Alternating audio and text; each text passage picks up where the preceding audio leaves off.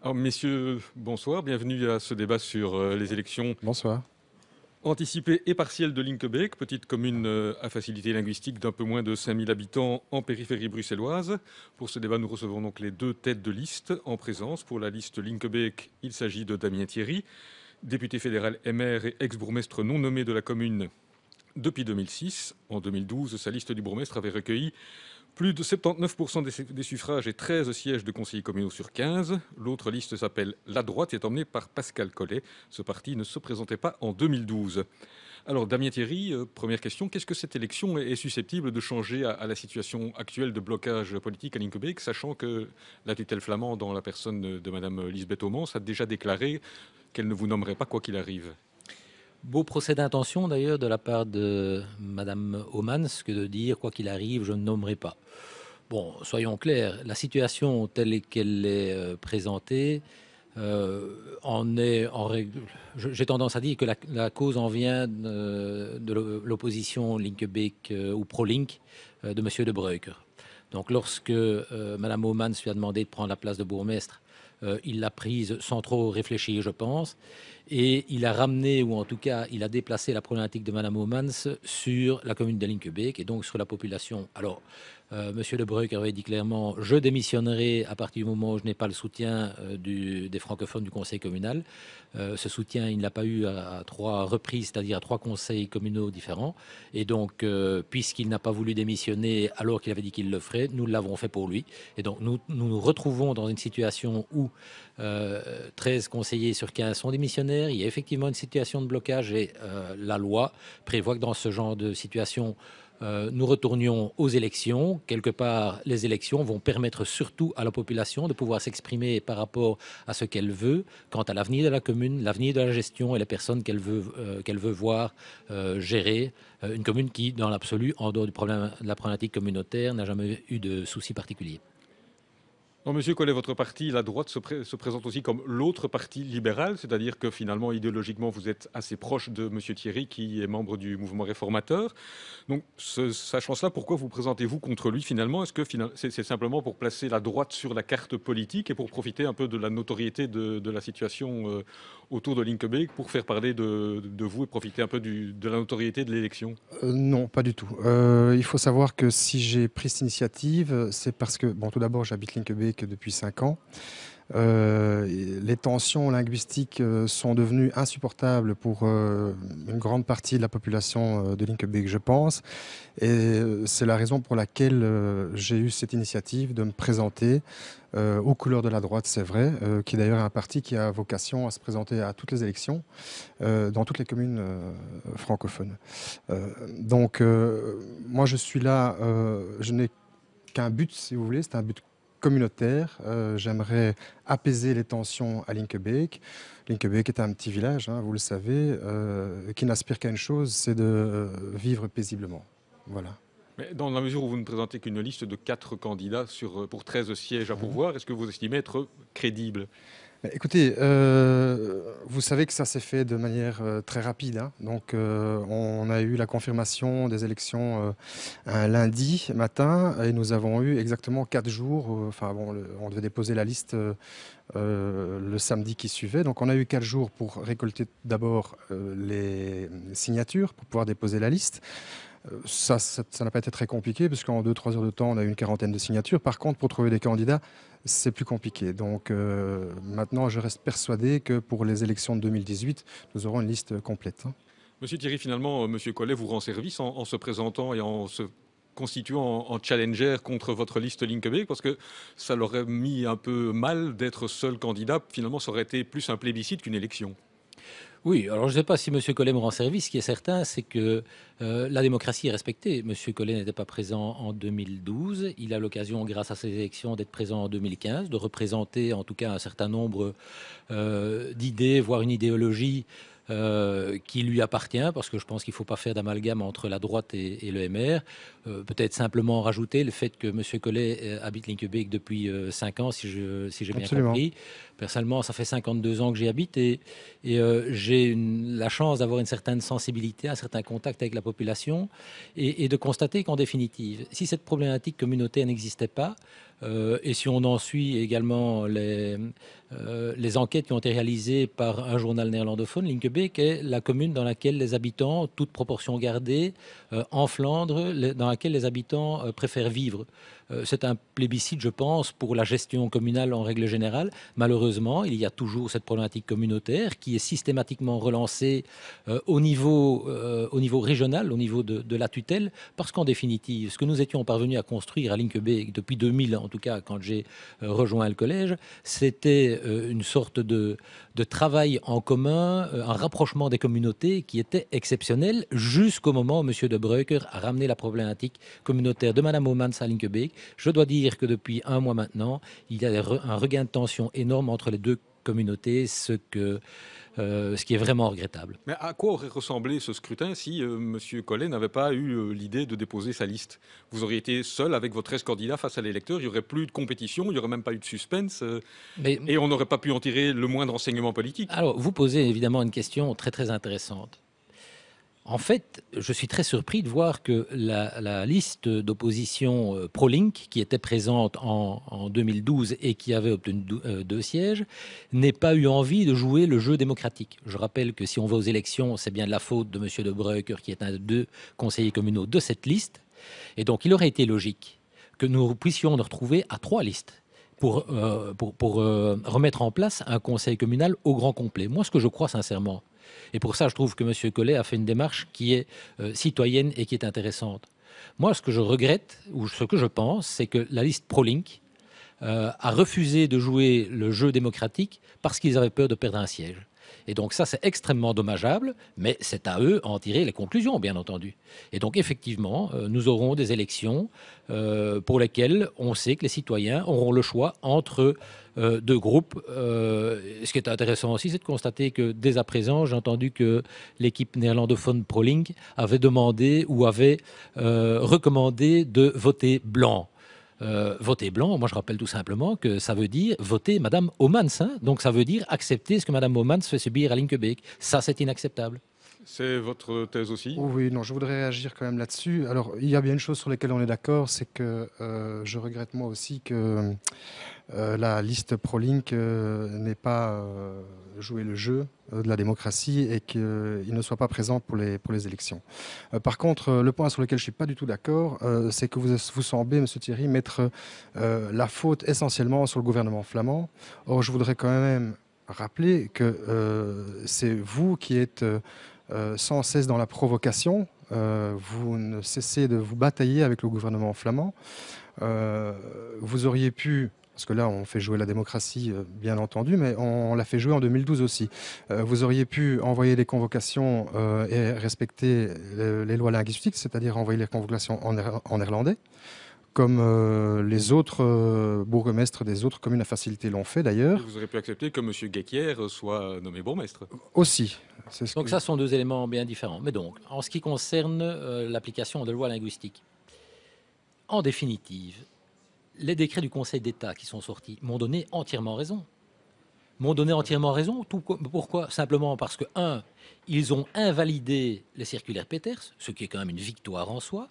Et la deuxième chose, le Conseil d'État a dit quoi? Je sais très bien que ça ennuie les néerlandophones aux entournures, mais nous avons la possibilité maintenant de dire aux citoyens, si vous voulez obtenir tous vos papiers en français pour une période de 4 ans, alors qu'il fallait systématiquement leur demander chaque année, vous pouvez simplement en faire la demande écrite à l'administration communale et ce sera chose faite. Alors le Conseil d'État a aussi validé la position de Mme Capras à Wezenbeek et pas la vôtre à Linkebeek. Non, mais donc ça, je reconnais très bien maintenant quelle est... oui, à Krenem, c'est ça. Ouais. Mais donc, quelle en a été la raison? Simplement parce qu'il y a eu une erreur de procédure pour Mme Capras, ce qui fait qu'elle a pu être nommée. Et le Conseil d'État a prétexté que Mme Capras, au moment où la décision avait été prise pour l'envoi des convocations électorales dans la langue de l'intéressé, ce qu'avait fait M. Doré de l'Entremanche en son temps, Mme Capras n'était pas encore bourgmestre et donc elle n'était pas liée par la problématique. Je rappelle simplement que ce n'est pas le bourgmestre qui prend la décision d'envoyer les convocations électorales, c'est bien le collège dans son entièreté. Donc en fait, ce qui se passe maintenant, c'est évidemment, je l'ai dit, un procès d'intention, mais aussi une sorte de symbolique qui est que il ne faut en tout cas pas nommer le dernier des 3 bourgmestres pour lequel le ministre Bourgeois avait dit on ne les nommera jamais. À savoir qu'il y en a 2 qui ne sont plus dans la course puisqu'ils ont décidé, pour des raisons qui leur sont propres, d'abandonner le combat politique, mais plutôt pour des raisons familiales tout à fait acceptables. Pascal Collet, vous mettez l'accent dans votre programme sur le respect des lois quand même, si vous linguistiques. permettez, M. Carlo, Oui, je vous en réagir prie. sur ce que vient de dire M. Thierry, parce que d'abord, le Conseil d'État vous a débouté à 2 reprises, et ce, dans les 2 chambres linguistiques. Et je pense, M. Thierry, que si vous aviez raison, vous seriez bourgmestre aujourd'hui et je ne serais pas candidat. Donc, moi, j'aimerais recentrer un petit peu le débat, si vous le permettez, sur les préoccupations des lignes québécois. Hein, puisque je vous signale que ce qui se passe maintenant est une des préoccupations. Oui, mais enfin, les lignes québécois... Ils ont plébiscité une liste et qui n'ont pas ce qu'ils Je ne suis veulent. pas d'accord avec vous. Ce serait peut-être bien passé d'aller voter dimanche, les lignes québécois. Ah, mais je pense que si on avait pu éviter ça, encore une fois, j'en veux à M. De Breuker qui n'a pas pris les bonnes décisions au bon moment.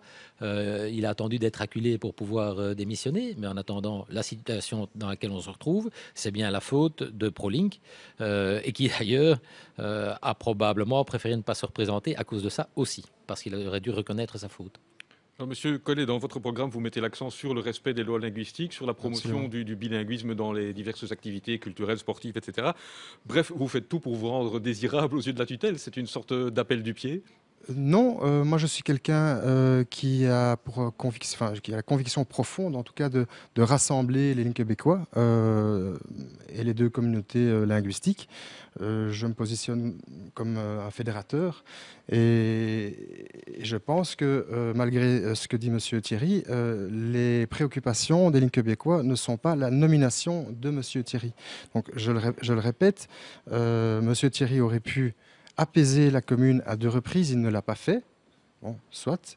Mais en agissant de la sorte, si vous voulez, il prend les lignes québécois en otage. Et là, ça, je trouve ça dommage. Et ce n'est pas ma façon de voir, ou en tout cas de faire de la politique.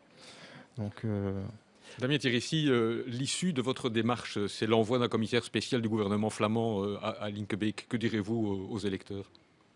Ah, mais l'issue de la démarche ne doit normalement pas être celle-là. De toute manière, il y a une procédure qui est extrêmement claire. Nous retournons aux élections. Nous avons des élections qui sont, comme certains disent, partielles, mais ce sont des élections qui seront validées et qui sont légales, qui permettra de mettre en place un nouveau conseil communal. Sur base de ça, les nouveaux conseillers communaux fraîchement élus vont pouvoir désigner en leur sein une personne à présenter à la nomination. Si il s'agit de Damien Thierry et que la ministre Homans ne veut pas, on ira au Conseil d'État. La 6e réforme de l'État prévoit ce type de procédure. Maintenant, je ne vous cache pas qu'on va attendre au lendemain des résultats, donc au lendemain des élections, pour savoir qui on présente à la nomination. Je peux dire à l'heure actuelle qu'il n'y a pas encore eu de discussion préalable par rapport à ce que la majorité va réaliser ou va proposer à la nomination. Donc il faut pas aller trop vite. La décision au sein de la liste Linkebeek quant à la personnalité du futur bourgmestre. Écoutez, on verra comment ils réagiront dimanche. Moi, de toute façon, vous savez, M. Carlo, moi, je ne suis pas là pour faire de la politique politicienne. Moi, je suis quelqu'un de simple. Je suis un citoyen lambda, comme de tout citoyen à Linkebeek. Et quand je dis que je voudrais recentrer le débat sur les préoccupations des Linkebeekois, les Linkebeekois sont des gens qui veulent des choses simples. Ils veulent retrouver la paix communautaire dans leur commune, ça je l'ai déjà dit. Ils veulent que la commune soit gérée pour le bien commun. Ils veulent avoir une sécurité aussi dans la commune. Vous n'êtes pas sans savoir, Monsieur Thierry, que ces derniers jours, nous avons des cambriolages quotidiens au niveau du Waterboss et derrière le Bec, etc. Ils aimeraient avoir une bonne cantine pour les enfants. Enfin, voilà, des choses simples. Donc, lorsque j'entends Monsieur Thierry qui s'agite uniquement sur sa non-nomination, sur à qui la faute, etc., ça m'agace un petit peu. On oublierait les problèmes concrets des gens, Monsieur Thierry ? Non. Alors, bien entendu, priorité à la population. Enfin, je pense avoir toujours fait passer dans chacun de mes messages. Et d'ailleurs, c'est pas difficile. Les élections auxquelles nous allons permettent justement à la population de s'exprimer. Si elle a envie de nous sanctionner, elle nous sanctionnera. Moi, je serais tenté de dire que les élections Oui, mais tout à fait spécifiques... vous semez la confusion chez les Killing québécois, monsieur Thierry. Oui, ça, C'est c'est ça, c'est ça. c'est vous qui le dites, mais on verra bien entendu On dimanche verra dimanche. Oui. si la confusion règne à Linkebeek ou pas. On le verra suite au résultat. Mais quand vous dites... vous savez, nous avons un programme électoral qui date de 2012. C'est très bien. Nous sommes sur une lancée. Il y a un certain nombre de projets qui sont en cours d'évolution ou de réalisation pour l'instant. Il y en a d'autres à venir. Notre programme électoral, en tant que tel, n'a absolument pas changé et ne changera pas jusqu'en 2018. Il va dans l'intérêt des citoyens. Maintenant, ici, c'est vrai qu'on a affaire à une élection qui est beaucoup plus communautarisée suite à ce que on nous a imposé en provenance de la Flandre. Si Mme Homans n'avait pas pris cette décision d'imposer quelqu'un alors qu'elle pouvait faire tout à fait autrement. Donc, je rappelle qu'elle avait deux possibilités, c'est de laisser les choses en l'état jusqu'en 2018. Elle n'a pas voulu le faire. Oui, donc, elle a agressé le fonctionnement du conseil communal de Linkebeek, et il est normal qu'à un certain moment, les conseillers communaux se rebellent. Maintenant, vous parlez, et vous avez raison, de soucis comme les cambriolages, qui sont des soucis au quotidien. Bien entendu, nous sommes, ou en tout cas, j'ai toujours été, jusqu'au moment où M. De Breuker est arrivé, en contact très proche avec les forces de police, parce qu'il ne faut pas sous-estimer le boulot qui est fait par notre zone de police. Donc nous avons mis en place un certain nombre d'actions qui ont permis de démanteler avant cambriolage un certain nombre de bandes qui travaillaient sur Linkebeek, y compris sur Drogenbos et Hérault de Saint-Genèse. Et donc ce sont des choses qui se sont faites en collaboration. Maintenant, c'est vrai qu'il y a une recrudescence de ces bandes de malfrats, et donc on continuera bien entendu à y travailler. Pascal Collet, qu'est-ce que vous proposez-vous concrètement d'améliorer dans la gestion courante de Linkebeek? Écoutez, il y a différentes choses à voir. De toute façon, nous, comme vous savez, nous sommes dans une petite commune avec beaucoup de charme, qui a beaucoup de charme, une commune bucolique. Il y a d'ailleurs une polémique à l'heure actuelle sur les travaux qui se font dans la vallée des artistes. Vous êtes au courant, j'imagine, Monsieur Thierry. Il y a d'autres points aussi, comme par exemple le fait que nous avons des rues entières à Linkebeek qui ne sont toujours pas connectées aux égouts. À Uccle non plus, je pense. Oui, mais enfin, voilà, je veux dire, en attendant, tout le monde paye ses taxes, tout le monde paye ses impôts, comme ceux qui sont connectés. Donc, mais par rapport à ça, justement, au raccordement aux égouts, qu'est-ce que vous proposez, Monsieur Collet? Écoutez, vous savez, je n'ai pas encore de pied dans la commune. Donc voilà. Donc voilà. Répondez clairement à la question. Oui, non, mais je n'ai pas encore de pied dans la commune, Monsieur Thierry. Donc laissez-moi le temps d'y arriver. Et lorsque j'aurai un pied dans la commune, puisque j'espère quand même décrocher un siège, sinon je ne me serais pas présenté. Vous savez, si je me suis présenté, c'est pas par opportunisme. Je me suis présenté par conviction, d'accord. Et aussi parce que certains Linkebeekois m'ont poussé dans le dos pour y aller. Bien. Donc voilà, et comme vous le savez, je n'ai aucun intérêt personnel pour me lancer en politique. Vous connaissez le salaire d'un conseiller communal, d'accord? Bon, voilà. D'un échevin aussi. Mais revenons à la problématique d'égouttage, qui est une des problématiques qui est la plus importante à l'heure actuelle à Linkebeek. Qu'est-ce que vous proposez? Oui, Monsieur Thierry, je vous ai déjà dit, moi, je remarque des problématiques. Oui. D'accord. Donc après, je répondrai moi-même à la question, parce que je vais vous dire sur tout ce qui est en cours. Oui, mais dites-moi, ça m'intéresse. Alors, personne n'est sans savoir qu'en matière d'égouttage, nous sommes amenés à nous conformer aux directives européennes. Pour ce faire, les 3 régions ont entamé un certain nombre de travaux, et il s'avère que la commune de Linkebeek a ceci d'intéressant, c'est que son réseau d'égouttage touche à la fois à la région bruxelloise et à la région flamande, puisque nous sommes en région flamande et que il y avait une volonté de la part de Bruxelles Sud de mettre en place un collecteur qui s'appelle d'ailleurs le collecteur Bruxelles Sud, mais qui obligatoirement doit passer par le territoire de Linkebeek pour pouvoir aller se déverser par après sur forêt. Oui, donc, vous y raccordez. Alors, en fait, ce qui se passe maintenant, c'est que tous les travaux auxquels nous sommes confrontés sur Linkebeek, qui sont des travaux importants, qui sont dérangeants pour la plupart des citoyens, enfin pour tous les citoyens qui sont directement concernés, eh bien, ces travaux sont non seulement obligatoires, mais vont permettre justement à tous ces citoyens de pouvoir se raccorder en toute tranquillité, mais surtout, quelque part, en se raccordant à des égouts officiels, ça permet aussi de donner une plus-value aux différentes habitations. Donc, bien entendu, moi, j'ai, en tant que chemins des travaux publics entre 2000 et 2006, mis en place la troisième phase des travaux de la rue Hollebeek, là où aussi on était confronté à un problématique d'égouttage. Je peux vous assurer que le boulot d'un échevin des travaux publics dans ce genre de chantier est extrêmement difficile à gérer parce que personne n'est content. Et donc ça, malheureusement, c'est un moment à passer, un mauvais moment à passer. Et c'est vrai que nous sommes en plein dedans en période électorale. Ça pourrait peut-être jouer contre nous, mais d'un autre côté, je pense que les gens ou la population linkebécoise est suffisamment intelligente que pour savoir que les travaux qui ont été entrepris entre la région et le pouvoir communal le sont dans l'intérêt des citoyens. Alors, qui dit élection, dit évidemment campagne électorale, débats électoraux. Alors, pour le débat, on y est. Par contre, pour ce qui est de la campagne, la dernière semaine précédant le vote, vous étiez à Paris. Alors, c'était pour un bon motif, vous étiez à la COP 21. Oui. Mais ça veut dire que vous n'étiez pas ni sur le terrain, ni disponible pour vos administrés, pour répondre à leurs questions et éventuellement leur expliquer pourquoi ils allaient voter et pourquoi il fallait voter. Très juste. Et donc, très rapidement par rapport à cela, j'avais évidemment organisé la semaine précédente une réunion à destination de l'entièreté des citoyens pour expliquer quelle était la raison de ces élections et surtout notre point de vue. Mais sachez simplement que c'est vrai que je n'étais pas présent cette semaine-ci à Linkebeek, mais j'ai une équipe avec laquelle je travaille et qui est particulièrement efficace. Tous les gens qui sont représentés sur ma liste ont tous une particularité et nous sommes tous complémentaires. Donc c'est ça qui est intéressant, c'est de voir que même quand je ne suis pas présent, la campagne peut rouler par l'intermédiaire de tous mes colistiers qui ont tous, je l'ai dit, leur particularité, mais qui il est très agréable de travailler. Monsieur Collet, une des occasions de rencontrer des citoyens, des électeurs lors d'une campagne électorale, c'est notamment le marché. Alors, je suis allé jeudi matin, c'était hier matin, sur la place communale de Linkebeek, parce qu'on m'avait dit que c'était le jour de marché et il n'y avait pas de marché. C'est pour vous empêcher de distribuer votre tracts qu'il n'y avait pas de marché? Non, ça ne m'a pas empêché de distribuer mes tracts, vous savez. Pourquoi il n'y avait pas de marché Monsieur Collet? Ah ben, je vous laisse répondre. Oui, ça je me doute bien. Et donc, il y a plus de 3-4 ans maintenant, il y a une volonté de la part des commerçants, entre autres de la place communale de Linkebeek, mais surtout de tous les habitants, de remettre en question le marché qui était existant et donc qui maintenant n'existe plus, tout simplement parce que le marché était beaucoup trop peu fréquenté et il faut savoir qu'à Linkebeek, il y a vraiment de gros problèmes de parking. Donc un marché non fréquenté qui prend l'entièreté des places de parking pour les commerces existants, je pense qu'il fallait avoir une bonne réflexion que nous avons eue avec les citoyens et avec les commerçants et c'est la raison pour laquelle nous sommes arrivés à cette décision de ne plus organiser de marché hebdomadaire. C'est une décision que vous approuvez, monsieur Collet?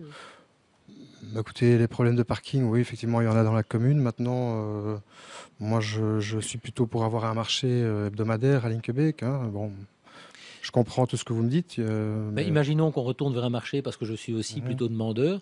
On a envisagé un certain nombre d'endroits où on pourrait essayer de l'organiser. Mais alors, ce qui est assez original, c'est de voir que ce sont les marchands eux-mêmes ou les artisans eux-mêmes qui disent dans ce cas-là qu'ils sont moins intéressés parce que la place communale est vraiment le joyau avec l'église, la maison communale. Et donc, il aurait moins d'intérêt de le faire autre part. Donc, en définitive, on a eu cette discussion, mais qu'on peut certainement relancer. Ça me semble être un débat citoyen aussi. Ça permet de faire vivre la commune. Oui, bien entendu. Donc ça, je crois qu'il faudrait, on peut s'orienter vers cette nouvelle initiative sans problème. On peut certainement le faire ensemble. Nous allons tout doucement conclure. Monsieur Collet, une question. Est-ce que vous pensez que Damien Thierry doit s'effacer au profit d'un autre élu de sa liste pour apaiser les choses et permettre à un bourgmestre à plein temps de fonctionner à Linkebeek? Je pense qu'il aurait pu et aurait dû le faire il y a 2 mois, lorsque Madame Elisabeth Homans a proposé à Monsieur Guéquier d'être nommé bourgmestre de la commune jusqu'en 2018. Je pense que ça aurait apaisé toutes ces tensions. Et une fois de plus, je n'aurais pas dû me présenter comme candidat pour pouvoir offrir une alternative nouvelle au Linkebeekois. Donc, même question, monsieur Thierry, vous seriez prêt éventuellement à vous effacer au profit d'un colistier, celui qui aurait éventuellement soit les compétences, soit le plus grand nombre de voix de préférence, soit les deux? Écoutez, c'est avant tout une question de symbolique. Madame Homans a bafoué la démocratie. Elle avait le choix de laisser les choses en l'état, laisser Linkebeek tranquille jusqu'en 2018. Elle a voulu imposer quelqu'un. Je reconnais poussé dans le dos par le gouvernement flamand. Mais donc, à partir du moment où on se fait agresser, à partir du moment où la volonté de la population n'est pas respectée, il est normal qu'on continue à se battre, parce que le gros souci de tout ceci, c'est que si on baisse les bras maintenant par rapport à quelque chose qui est dû à cette population, Mais la fois prochaine, on doit s'attendre à avoir les facilités qui vont être mises en question. Et là aussi, je voudrais bien voir ce que la population va en penser. À l'heure actuelle, les choses sont calmes. Si on s'attaque demain aux facilités, ça risque de poser encore un plus gros problème. Donc le communautaire restera malheureusement encore Thierry, régulièrement le sujet à Linkebeek. Qu'est-ce que vous proposez pour sortir de la crise? Quelle solution paraîtrait acceptable à la fois pour les habitants et pour le principe démocratique? Tout d'abord, je ne suis pas d'accord sur ce que dit M. Thierry. Les facilités pour les francophones sont respectées, elles le seront toujours. Maintenant, elles sont absolument plus respectées dans leur ensemble, en tout cas comme prévu depuis 1963. Vous ne cessez de remettre la faute sur le gouvernement flamand, etc. Vous êtes l'initiateur et vous êtes le seul responsable de cette situation à Linkebeek. Je ne cesse de le répéter. Donc voilà, il faut à un moment donné remettre l'église au milieu du village, monsieur Thierry, et prendre ses responsabilités. Je pense que vous avez eu l'occasion à 2 reprises de cesser toutes ces querelles linguistiques. Vous ne l'avez pas fait pour des raisons peut-être personnelles ou dans un intérêt personnel, je ne sais pas, les lignes québécois jugeront, mais je trouve ça dommage, une fois de plus, vous prenez les lignes québécois en otage et je trouve ça moche, vraiment. Monsieur Thierry, quelle sortie de crise? Parce qu'au-delà de la symbolique qu'on a bien comprise, il faudra un jour essayer de faire fonctionner cette commune. Oui, mais donc, fonctionner la commune, bien entendu. Ceci dit, la commune fonctionne correctement, ou elle fonctionnait impeccablement. Jusqu'au moment où M. De Breuck est arrivé, si je peux le dire comme ça, dans le jeu de qui. Alors, M. Collet, vous dites il faudra prendre ses responsabilités. Mais bien entendu, il est clair que nous prenons nos responsabilités, je prends les miennes, et vous prenez les vôtres, puisque vous vous présentez. Donc jusque-là, on verra ce que l'électeur en pense et qui prend au mieux ses responsabilités dans l'intérêt des citoyens.